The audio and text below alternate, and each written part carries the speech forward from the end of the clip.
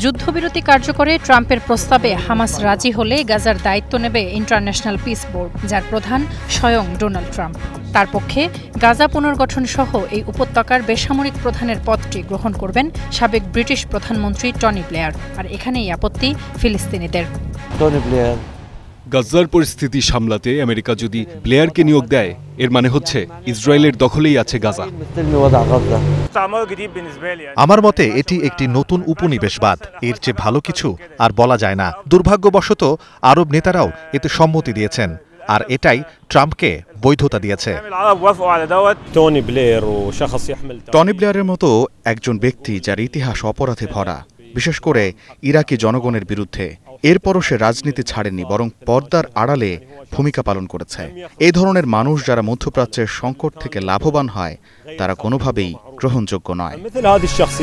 ব্লেয়ারকে নিয়ে ফিলিস্তিনিদের এই আস্থা সংকটের পেছনে কনফ্লিক্ট অব ইন্টারেস্ট বা স্বার্থের সংঘাত দেখছেন মধ্যপ্রাচ্য বিশ্লেষকরা।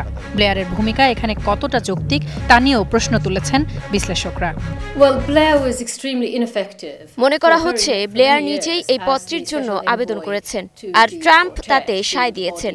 কিন্তু পুনর্গঠন আর অর্থ তহবিল ব্যবস্থাপনা যখন এই বোর্ডের মূল কাজ, তখন ব্লেয়ারের ভূমিকা আসলে কতটা যৌক্তিক তা নিয়ে প্রশ্ন থাকে। উপসাগরীয় অঞ্চলের সাথে তার ব্যবসায়িক সম্পর্ক আছে, তাই এখানে ব্লেয়ারের ভূমিকাটি স্পষ্ট নয়। টনি ব্লেয়ার এমন একটি নাম যা শুনলে হাস্যকর লাগে। ফিলিস্তিন ইস্যুতে তার রেকর্ড কুলসিত। তিনি নিরপেক্ষ নন, তিনি ইসরায়েল ও আমেরিকার পক্ষের একজন যুদ্ধাপরাধী। তার তো আসামির কাঠঘরে থাকা উচিত, গাজার অঘোষিত প্রেসিডেন্ট বা হাই কমিশনার হিসেবে নয়।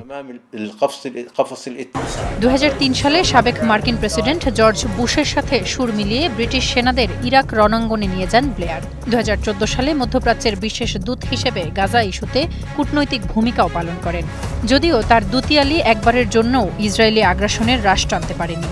বিশ্লেষকরা মনে করছেন ব্লেয়ারের জন্য এটি হতে পারে নিজেকে প্রমাণ করার দ্বিতীয় সুযোগ, তবে এজন্য তার প্রয়োজন আরব দেশগুলোর কড়া সমর্থন।